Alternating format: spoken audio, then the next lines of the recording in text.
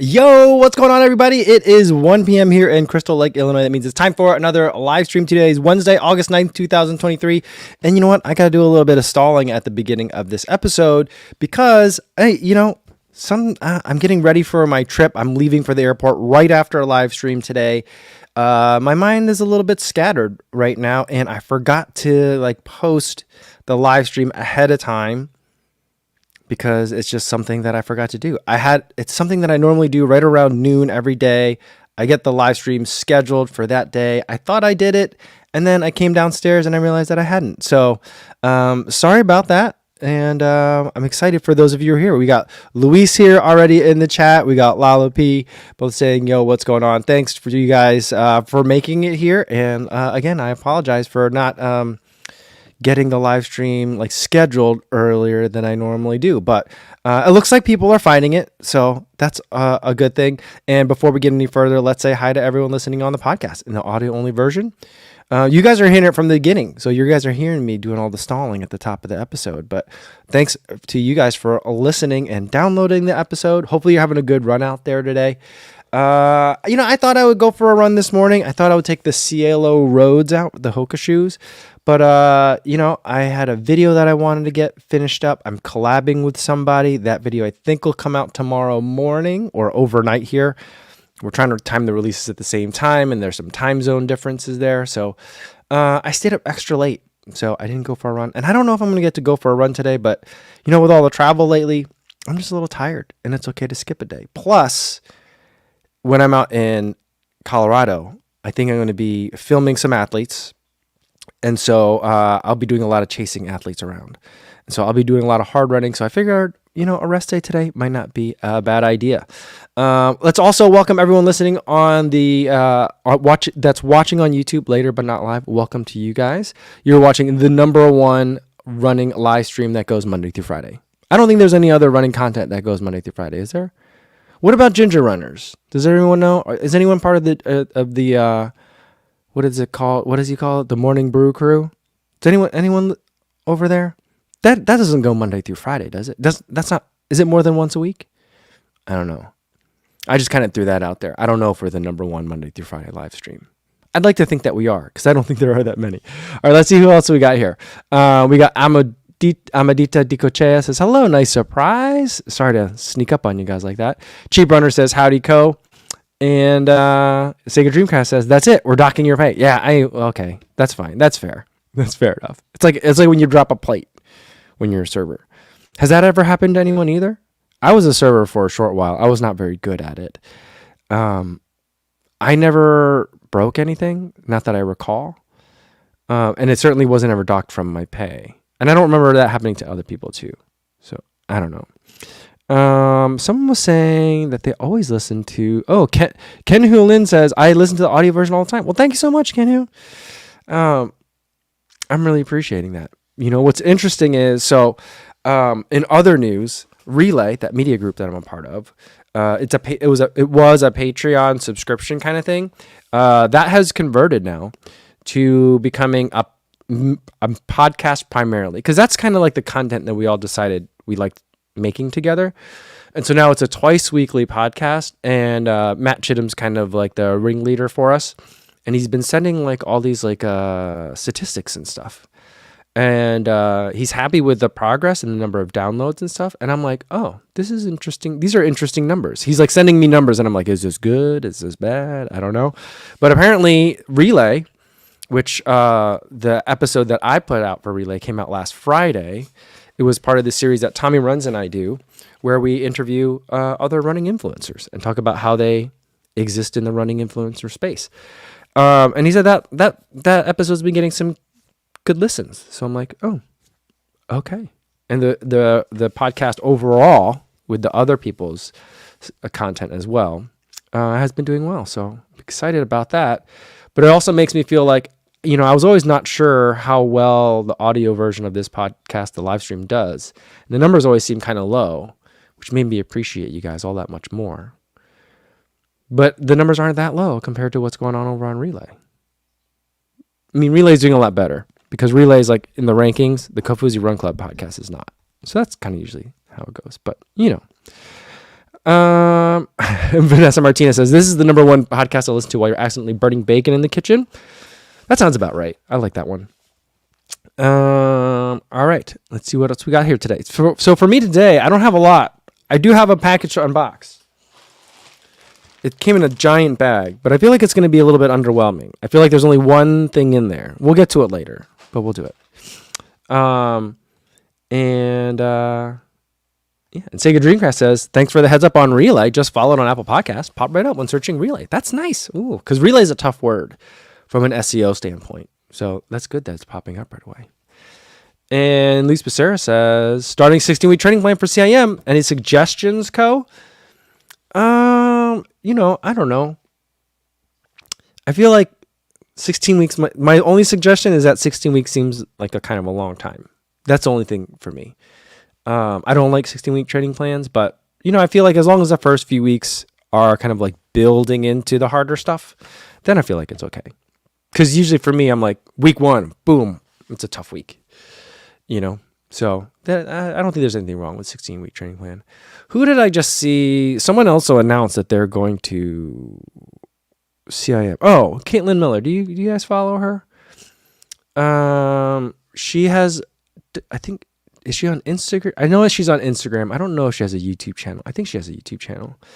I found her content as I was getting ready for Boston. She ran Boston this year as well. She said she's running CIM. I think I saw that on Instagram. And I know you guys told me that Nick Bear is running CIM. So I think it'll be an interesting crowd that's going to be there this year. Alan Liu says, oh, F me, I choose an 18-week plan for CM. 18 weeks is fine too. As long as it's not like 18 weeks of like 3 sessions a week. That I feel like is a lot. I think, it's hard to kind of like be like, well, pros do it this way. So this is why normal people should do it one way. But like, the main difference being like with pros, I remember hearing kind of like anecdotally, I don't remember exactly if it was Meb himself that said it or someone was saying that they know how Meb trains. But he usually really only focuses for like 6 to 8 weeks before the marathon. But he's already like he was always like a high mileage runner when he was racing. So it's not like he just needed to sharpen and focus on a race specifically rather than how normal people are where it's like you run maybe 1 a year, maybe 2 a year, So that's a little bit different, Cosmic Pineapple Michael says, I've only done 16-week marathon plans, hoping to do Houston in 2024. I think I'm going to run the half for Houston. That's what I'm thinking.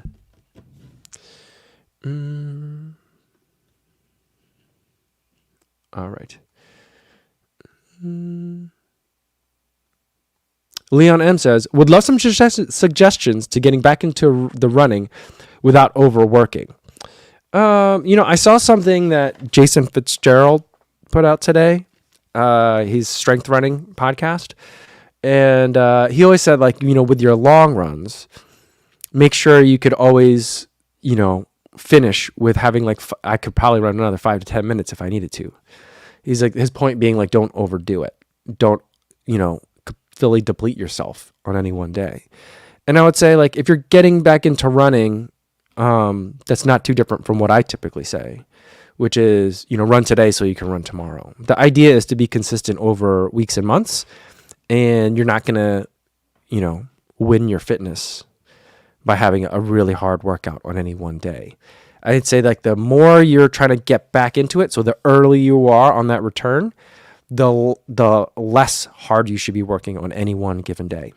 If you need to run and walk, run and walk. Focus on time, not distance. That'd be one thing. Focus on time, not distance. And 2, run today so you can run tomorrow. So work on building the routine. The hardest part about getting back into running, I think, is not the running. I think it's the carving out time in your schedule to do all right, I got to put down what I'm doing, get ready, get dressed. Maybe I'm doing some mobility work beforehand. I got to get to the run, do the run. Maybe I'm doing some cool down work afterwards, or at least showering up and getting back to daily life. All that stuff, it takes a lot to get used to in your daily routine. And so that's why I feel like getting into that, building habits is more important than building fitness on any one day. Those are my things.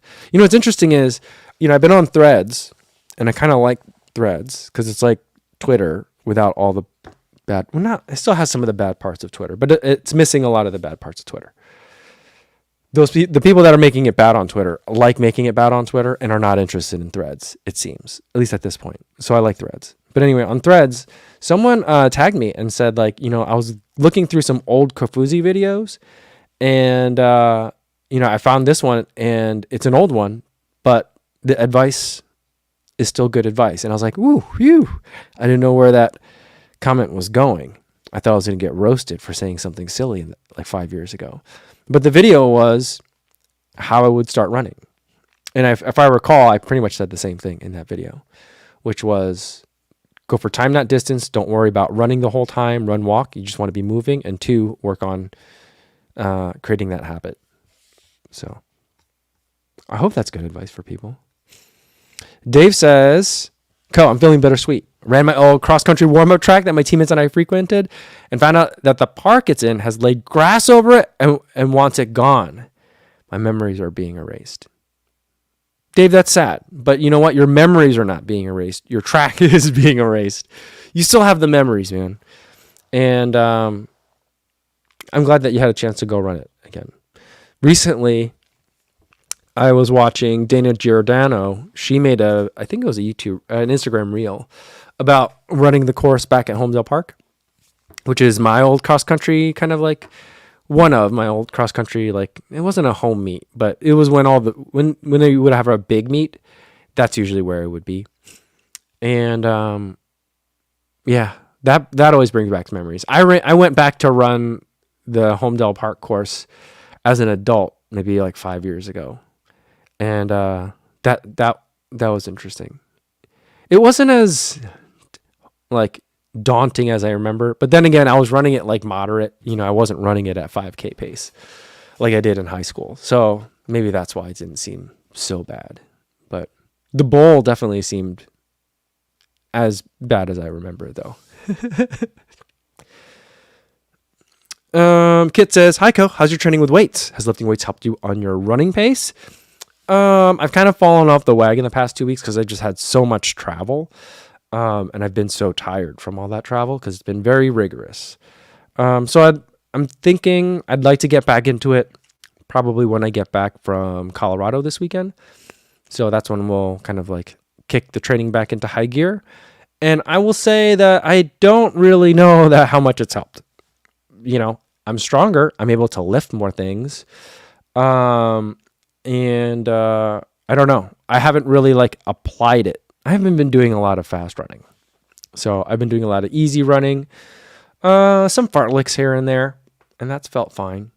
But like I haven't put on I tested the Cloud Boom Echo 3, but other than that, like I haven't tested like race shoes, So that was a real test, the Cloud Boom Echo 3, but I haven't put on the Prime X2 should hopefully be coming in soon for me. I haven't run in the Endorphin Elite or Metaspeed Sky or anything lately, so it's hard for me to kind of really gauge. So I don't know, but my legs feel good, So I feel like that's a plus, and I like doing it at this point. So, yeah. Eric Bensky says, "Co, are you still training via power off the footpod, or have you transitioned to something else?" Eric, you're gonna really like tomorrow's video because I talk kind of a lot about it. But I have transitioned off of the footpod because now these days I'm training off of effort, and so the footpod helps you kind of like figure out like, oh, okay, are you running off of 100% critical power for your threshold repeats, or 110% for like 5 of your critical power for 5K effort. And it gives you numbers to let you know what those efforts are supposed to feel like. After a while, you do enough workouts, you kind of be like, oh, I kind of know what this is supposed to feel like. And I can kind of get there without having to have the pod. And so I also like just don't care as much of being like minutely accurate as far as distance, which is easier for me to do now because I don't live in a dense urban area anymore. So, just having a watch is accurate enough for me 99% of the time. So the accuracy was a main reason that I kept using it for a long time. And the other reason was I kind of figured out, what the different power numbers should feel like. So I don't need it, but it, I ran with a foot pod for over 1,000 miles, for several thousand miles. So it took me a while. I'm a little bit slow on the uptake, but it took me a while, but I got there eventually. But I did run with it for a period of time recently. I tested out the FootPod version 2, the one that has like the wind power to it. I don't know. I didn't look at the data close enough to really know if there's a big difference.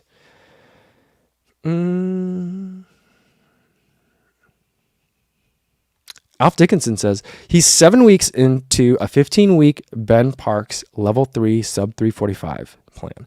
It's flying past, and he's really enjoying the marathon block for Chicago. That's cool. I've never looked at a Ben Parks training plan before. I know he makes them. I know I've bought a bunch of higher running Sage and Sandy's training plans. I bought a bunch of them when they had their fire, and then I gave them all to my running buddy. So I don't think I even looked at them. I might have looked at them. I don't remember if I looked at them or not. But yeah, I'm glad that's working out for you.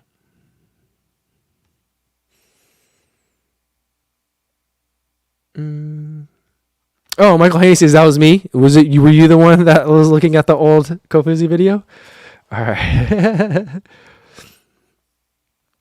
Mark Stahl says, hey Kofuzi, quick question about the upcoming New York City Marathon. What is your stance on pace for a half, which is 4 weeks prior to race day? Would you run marathon pace in the half or go half PR pace? The older I get, the less I like racing for a half marathon PR as part of a marathon build. It seems too taxing, in my opinion. And so, like in 2019 and 2018, I would race the Chicago half marathon, which is 2 weeks before the Chicago marathon. I would use that as my last workout before a 2-week taper. And granted, it's not that I was that much younger. That was 5 years ago. So I was like in my late 30s when I was doing that. But I guess the reason I stopped doing that, because it felt like I felt like I was just not fully recovered by the time the marathon came around. 4 weeks though does seem like plenty of time to recover on paper. You know what I mean? But my inclination would be to run 10 miles at marathon effort and then fast 5K finish. That's kind of how I like to approach half marathons within a marathon training block. There's no rule though. The last time I did a half marathon in a marathon training block, I asked that same question I was being coached at the time. I asked Coach Robin, and she was like, if you're feeling good, go for it. I had a really bad Chicago marathon after that, but I don't think that had much to do with the half marathon 2 weeks earlier. That was a pacing problem and maybe a nutrition problem, And Mark Peterson says, I would do marathon pace. Mark knows what he's talking about, I think. Midlife Runner also agrees with Mark. Save something for the race. All right, so I feel like that's a consensus here in the chat. Matcha says, you thinking of doing a shoe of the year this year? Yeah, but I think I'll probably won't announce it until I do my top 5 shoes of the year video. Last year, there was a clear, what's going to beat Nova Blast 3? I don't think anything is going to beat it this year. So that was easy for me to do. It made a lot of people mad, but when you know. I didn't have to date all the women in the world before I knew that my wife was the woman for me. You know what I mean? When you know. This year, I think maybe I got to do a little bit more dating. Are we going to say to extend the metaphor? So I don't know. I'm working on the Deviate Nitro 2 after 100 miles video. I feel like that might be it. It's definitely going to be in my top 5. It's a really good shoe. Am I ready to call it the shoe of the year right now in August? No. I am still waiting for the Prime X2. That's the shoe that I'm waiting for the year. That might be my shoe of the year. Although I did get a message from someone today who went on a first run in it, and the message was brief, but it was not. I thought it would be gushing, but it was not, and so. I don't know. We'll have to see. I think that I'm going to really like it. It looks, the images that I've seen, and I think I can comment on this, because the image that I saw was from someone that bought it. There was an August 1st mini drop of it. So someone said they bought it off of that. So I'm going to comment on what I saw from that person's Instagram. It looks pretty much exactly like the Prime X2 that I saw at TRE. So if it is, then I think I'm going to really like it. That might be it. Once I run in that shoe, then I think I'll know. I think I've seen some images of the Adios Pro 4. It looks like what's coming out this year is just going to be an upper update so far from what I've seen. But I don't know. That's not official images, I guess. I don't know if those are leaks. I don't know. But I did not get images from Adidas on that. So, yeah.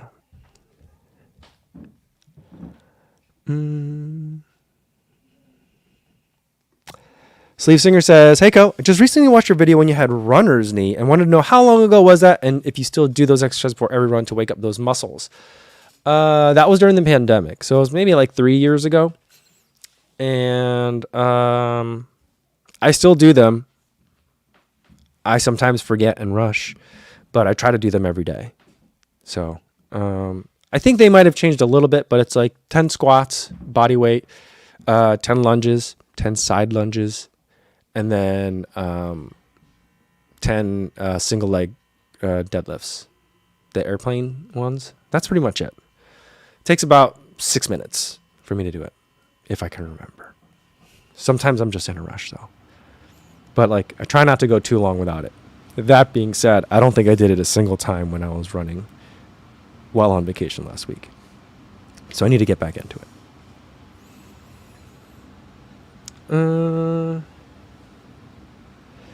All right.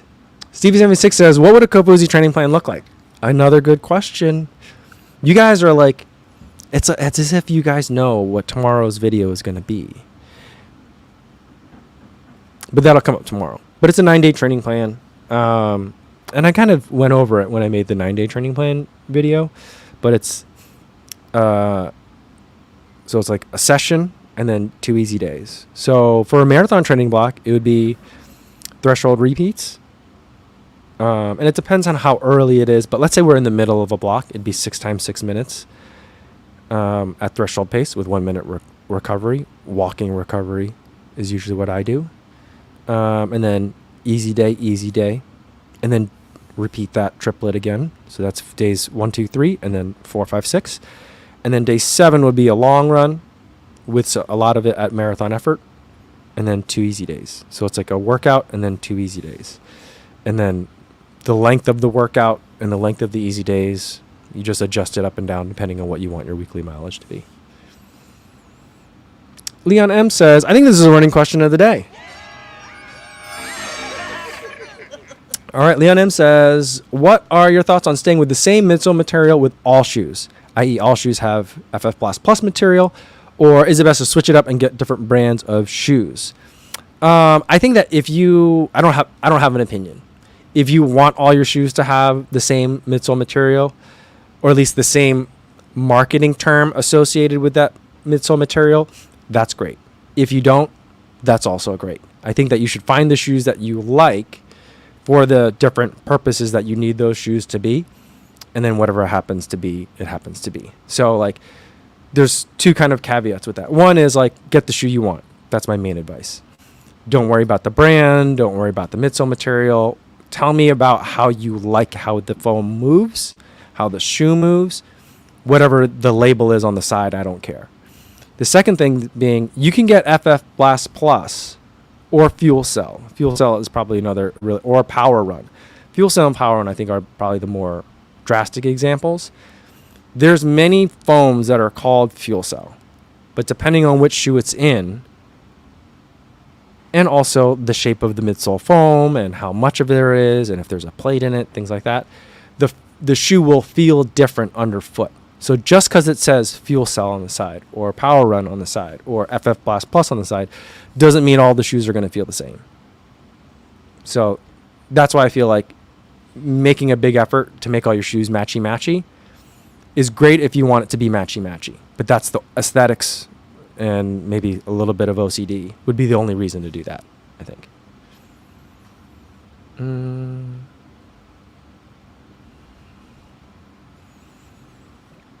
Let's see. Macho wants to know, what is your next big goal since you've been able to get sub 3 multiple times? Well, I think it's only been twice. But next big goal, I don't know. It's tough because this fall, I don't think I'm going to be doing much racing. So like for now, I'm just trying not to worry too much about it. I have a couple of like little goals that I'd like to do. I'd like to get under 19 for the 5K. I'd like to get under 40 for the 10K. I feel like my 10K PR is pretty soft, but it is going to take work to get there. So I'd like to bring both of those down. While I'm not like actively pursuing a marathon goal at the moment, I would really like to be able to work on some shorter distances. The things that made it difficult, though, is that, like, for example, last week I was on vacation, and that's not too big of a hindrance. But, like, the week before that, I was running in the mountains. And so, like, that's not exactly 10K training or 5K training. So I'm kind of, like, running to stay in shape for the things that are on my calendar, but those aren't exactly running goals. So I don't have any, like, you know, time-based running goal or even distance-based running goals at the moment. I'll maybe start thinking about that as we get closer to Houston, because I would like to also PR in the half marathon. I feel like my half marathon PR is like 126, which I feel like is ripe for an update. You know, I'd like to get under 125, but that also is going to take a lot of work. The question is, do I have the energy for it with all the other stuff that's going on my calendar this year? So it's in flux. It's in flux.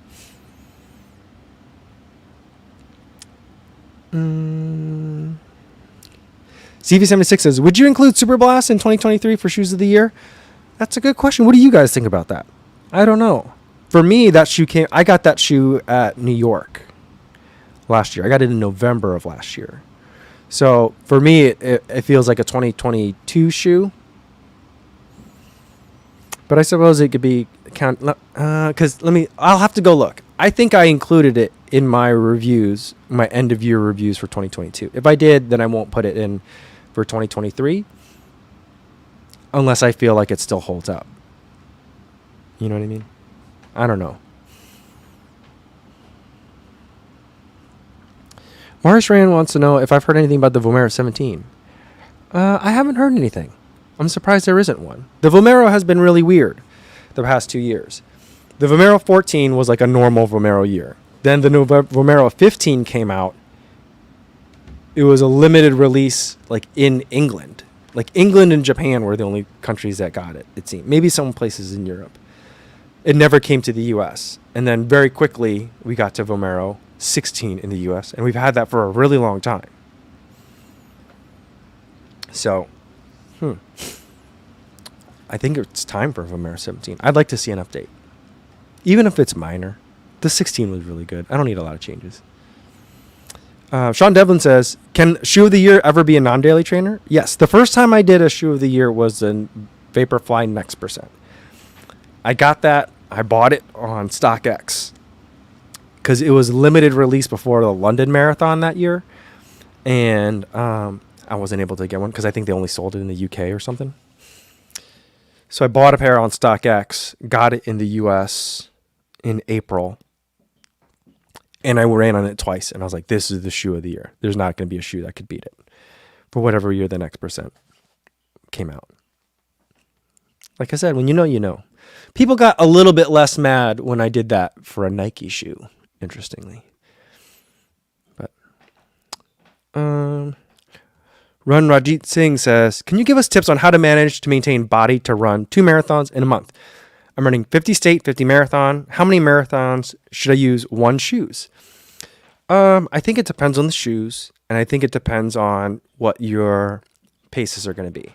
If you're using race shoes and you're trying to race them fast, which I think 2 marathons in a month, you're probably not going to be shooting for a PR each time. You might still want to use a carbon-plated shoe, but if you don't, non-carbon plated shoe or like non-racing shoes tend to last a little bit longer. So for me, I typically think that the average carbon plated racing shoe is good for about 150 miles of racing and hard workouts. After that, I might not want to use it for racing, but I might still want to use it for workouts to keep it around because they'll still be fun.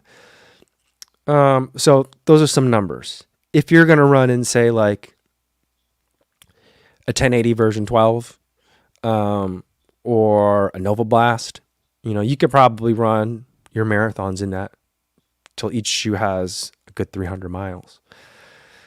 So maybe towards like the 250 mark, you might be like, I don't know about this one. Maybe I won't run the races in them, but maybe I'll just still wear them. So it depends on the shoe, and it depends on, like, if you're just running it to enjoy running and you're doing it at a relatively easy pace, whatever that means for you, then I think you get more mileage out of each shoe, because then, like, your performance needs aren't quite as exacting, if that makes sense.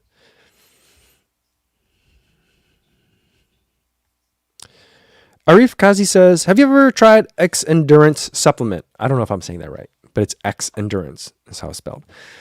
Arif says, I'm getting bombarded with X Endurance ads. Wanted to know if it really helps reduce lactic acid. I have not tried it. I'm not getting those ads. But now that I've said it out loud, I'm sure my phone was listening, and I'm sure I'll get them now.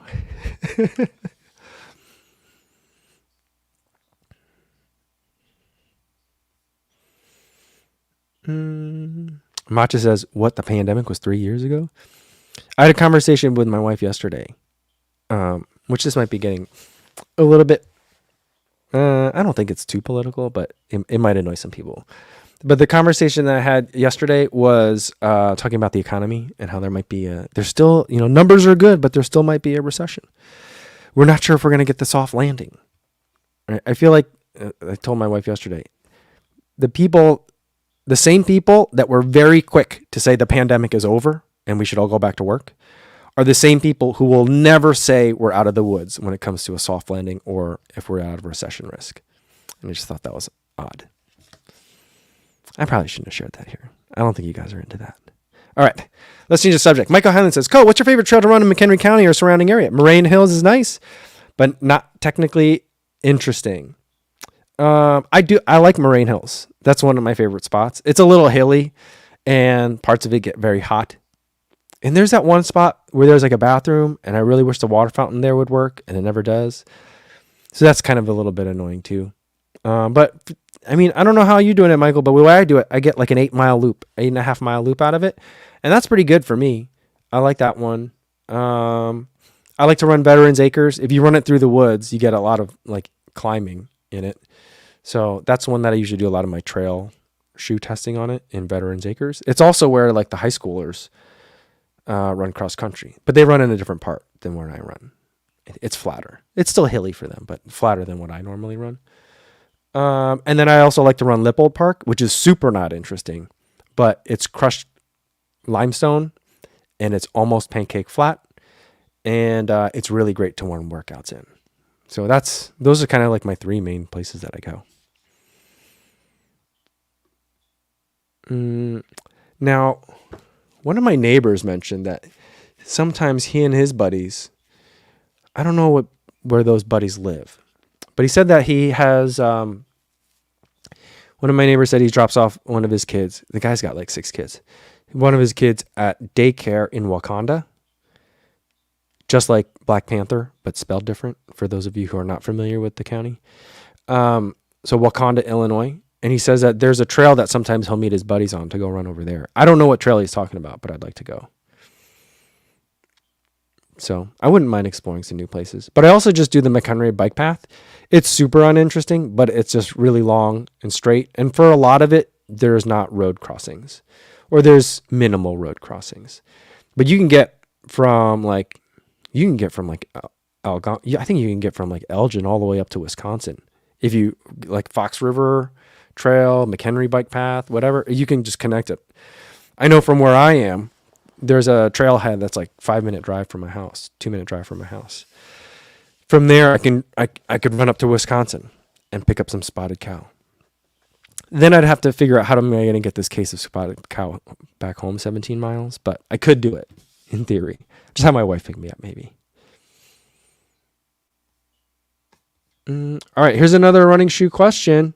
Katie Jensen says, looking for recommendations for a marathon training shoe that I can also wear to race. Have never found a racer I like. I love the Rebel version 3, but not cushioned enough for more super long runs for me. Thanks. I'm going to tell you the Puma Deviate Nitro 2.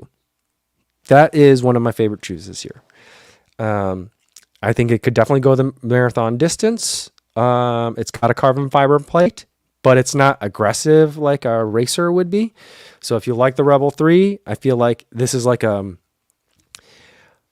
swollen version of that shoe. A much thicker midsole. You are getting a similar-ish. It's a little bit denser of an experience than the Fuel Cell is in the Rebel 3. That combination of Nitro and Nitro Elite foam that's in the Deviate Nitro 2. But it's a lot of fun to run in and very comfortable. So I like that one. Rambling Runner, what's going on, Matt? He says, I think it's actually go for a sub 120 half. I don't know. I've never been I feel like once you get under 120, let's say you're 119, I feel like that's at that point you could start saying I'm a 79-minute half marathoner. You don't have to put a 1 in front of yours. You could just say it in the number of minutes. And I've never really seen myself as being that fast of a guy. So saying like because no one would say you're an 80-minute runner, but you could say you're a 70-minute half marathoner or a 75-minute half marathoner. No one would be like, 75 minutes, what's that? But if I said like, yeah, I'm an 85-minute half marathoner, they'd be like, you mean a 125? So, yeah. But I don't know that I could get down to 120. We'll see. I mean, we'll see. I'll have to build up to it.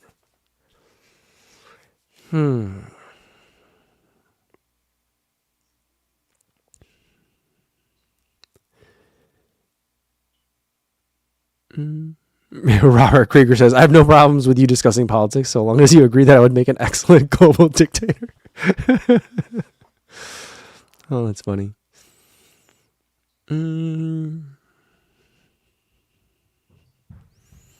Obi-Run says, my wife has been running through the outsole of her sneakers and the ball of her foot after about 60 to 7 miles and 70 miles in them. Any thoughts on what might be causing the excessive wear? She might be shuffling. So like instead of like pawing back on the ground gently, she might be like throwing her feet in front of her and then like hitting him down. So like, is she kicking her feet out? Because then if she is, as she's hitting the ground, she might be breaking and then scraping off. That's what I think it could be, if I'm understanding the wear pattern correctly. Or she's twisting as she hits the ground. Maybe she's twisting this way or that way as she's hitting the ground. So it's like spinning and like creating friction that way on the shoe. That would be my guesses. But I remember reading, it was doctors of running that were talking about it, that they've done studies of where they take, people who are physical therapists and try to get them to figure out or guess what the person's gait is based on the wear of their shoe. And it's like impossible. There was like, you were better off guessing, is what they said. So I wouldn't put too much into it, but I would say like, if it's not causing her injury, I'd say, she might just be harder on her shoes. It could just be the material that she's running on, the temperature of the surfaces that she's running on. It could be a variety of things. If she's walking around in them all the time too, that could also be it. The wear might be caused by something that's not even running related if she's also wearing the shoes casually. But if she's concerned about it, if you're concerned about if she thinks it's related to some sort of discomfort that she's having, then I would say, make sure you do drills before your run. So that way you're doing these over exaggerated motions to kind of like teach your muscles, like this is what you should do. This is my motion for high knees, in case you couldn't tell by watching. But high knees, for those of you listening, I'm basically making Tyrannosaurus arms. But so like you do the motion for high knees, you do the motion for butt kicks, you do the toy soldier ones, right? That's teaching your body, all right, when we move, this is how we should move it. And then, so you've primed it and then you do the activity. Then I think that might kind of clear up some of those potential form issues and could help with her gait. It'll take a long time to kind of do that, but that's kind of how I'd recommend it. I always think it's weird when people like do a run and then do drills. I'm like, you got it backwards. Then I don't know, but I like drills and then running.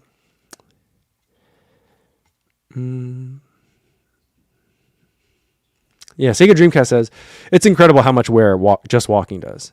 I think walking is very hard on shoes. Um,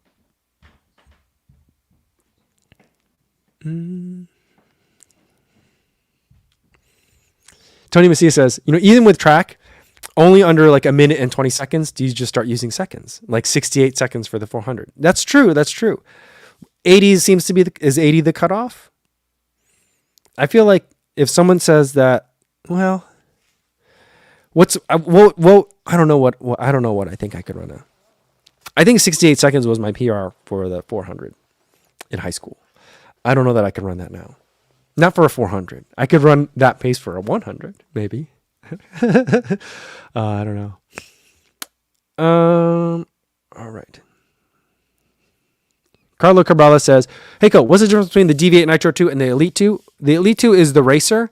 It's actually a lower stack height, but it only uses Nitro Elite foam. And I feel like the plate position is slightly different. And so it makes it a little bit springier, a little bit more aggressive for racing.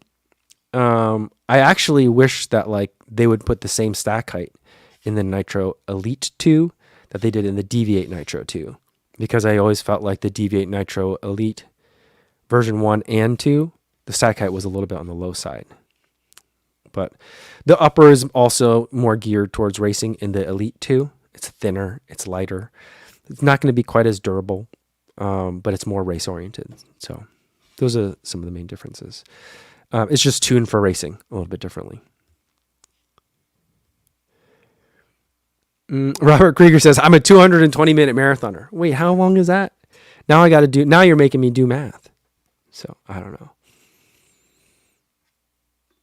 Sean Devlin says, Cozy, can you pick up the pace of the Nitro 2 as opposed to the Mach X, which I never feel like running fast in? I think you definitely can pick up the pace of the Nitro 2. I like doing strides in them. I feel like you could do fartleks in them. Like, it's really nice for running fast. I feel like the Nitro, I know I say this about a lot of shoes, but I really feel like the Nitro 2 is like the upgraded Boston shoe that we've all been kind of wanting. I did order a pair of Boston 12s, by the way. I know a lot of you guys have been asking for that. So that's coming. I will have a pair of Boston 12s, hopefully by the time I get back from Colorado. So I'll start testing that next week. I'll start testing the Cielo Road next week. I got some fast running to do. But yeah, I'll start testing those shoes. But I feel like right now the Deviate Nitro 2, like it's like if you took the Boston 9, gave it a plate, added a little bit of stack height, and you could use it the same way. It's just a little bit more pleasant. I think I might like it more than the Boston 9. It's more modern. The Boston 9, I feel like if I ran in the Boston 9 now, I feel like, this light strike and boost combo isn't quite doing it for me. But if I take like the memory of the Boston 9 and kind of like carry that through to 2023, I feel like the Deviate Nitro 2 is it. And I agree with you, the Mach X, I do not feel like running super fast in. I feel like you could do strides in it fine. There's not a shoe that I don't think you could do strides in. I mean, even with like a Bondi or a More version 4, it's just strides. You can manage. But like if I was trying to hit paces or hit efforts in the Mach X, I don't love it. There's something about it that just falls flat a little bit for me. I could do it, but I wouldn't pay, what is it, $180? I wouldn't pay the $180 for it. I think I need to run it in again. The more I think about the Mach X, the less I seem to like it. And I always get nervous whenever my opinion of a shoe changes over the course of not running in it. So the Mach X is a good shoe. Yeah, but it's not my favorite. The Deviate Nitro 2 I do really like. All right, let's do a couple more and then I got to get, should we let's just get to the bag real quick while we're here. It's like a giant bag, but there's like one thing at the bottom. I feel like it's going to be really underwhelming. Like a t-shirt or something. But let's see what it is.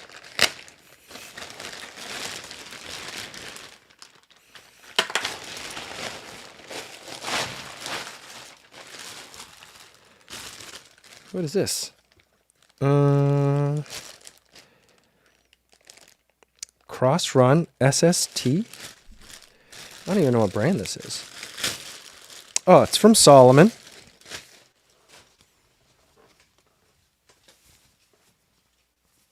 They sent me a very blue shirt. You know what? I think I ordered this. what I think happened was, as I was getting ready for the Solomon trip, I was ordering a bunch of stuff because I'm like, 4 days. I don't have 4 days worth of Solomon clothes. And they said they were going to send some apparel, and they did send a bunch of apparel. I think I opened that with you guys. Or did I only open the stuff that I bought? I think I only opened the stuff that I bought. But I think one thing got like delayed, and here it is. It's a blue Solomon shirt. I do really like these shirts. I have it in white and gray now. Very thin, fits really good underneath the pack. On a day where you'd rather try to go like singlet and pack, but you know you shouldn't because you're wearing a pack and you're worried about chafing, these Solomon shirts actually are quite great. I like them a lot. I did try running with the Solomon Advanced Skin 12 and like their muscle tee. And I thought the muscle tee has a wider shoulder strap and I thought it'd be fine. I ended up with a bunch of chafing on my neck that day. So, yeah.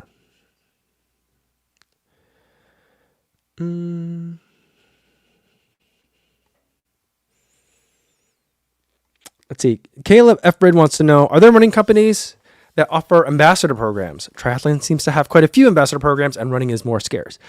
Yeah, I think so.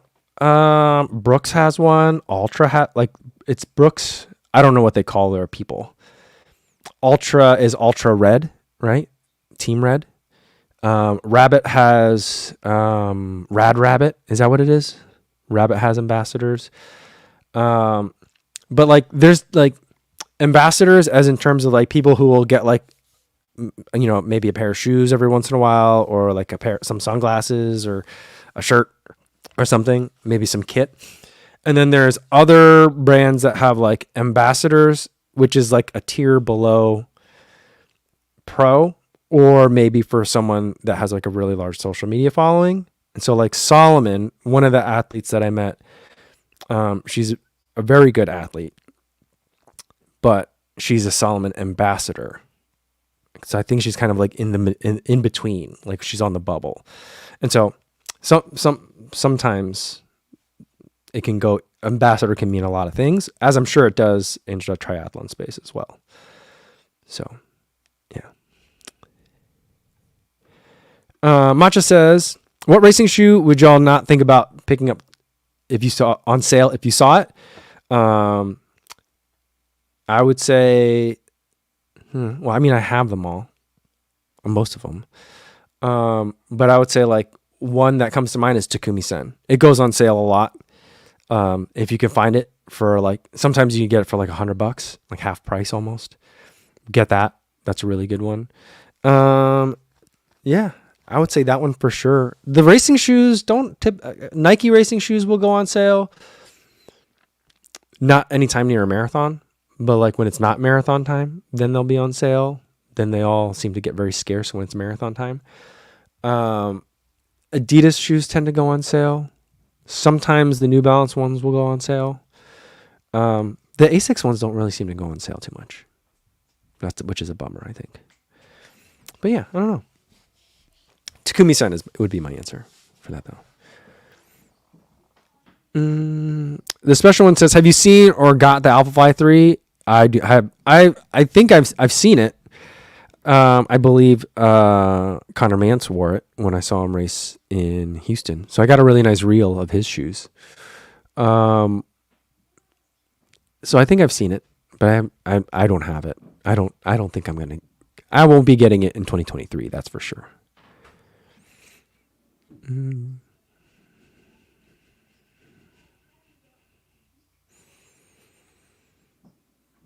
All right. Shannon says no flex. I have them all. So it's like, what would I buy? Like, there's nothing that I would. I don't need to buy more. Is the thing. It's not. I get. Is it a flex? I didn't mean it as a flex. I had to set the parameters for the question. Like, assuming I didn't have them, which ones would I say you should go get because it's on sale? I think the Takumi Sen is the only one that, like, if it goes on sale, I'll tell you guys about it because I love that one a lot. To preview, which will probably be Monday's video, which is the Deviate Nitro 2 long-term review. Some colors of the Deviate Nitro 2 are $112 right now. So if you're not sure about that shoe, you got to get the ugly blue one. It's like blue and yellow. It's like primary color explosion. That one is $112. Most sizes are still available. So that's another one that I would get. But that's not a racing shoe. Oh, okay. Sean Devlin goes, Nitro 2, $112 on Running World. Seemed like a good deal. It's the same price. It's on sale. Some of the colors on Puma.com as well. All right, let's do one more. And on this one, Cesar Moreno says, great content. Quick question. What do you think about Altra running shoes? Are they a good training shoe? Thanks and happy running. I think that they can be if you find the right one for you. So some of the shoes I absolutely love and get along really well with. Other ones I've tried over a couple of different versions and I just don't like them. So like the Torin seems to be like a crowd favorite. I don't tend to like that one. I like the Escalante. I like the Superior.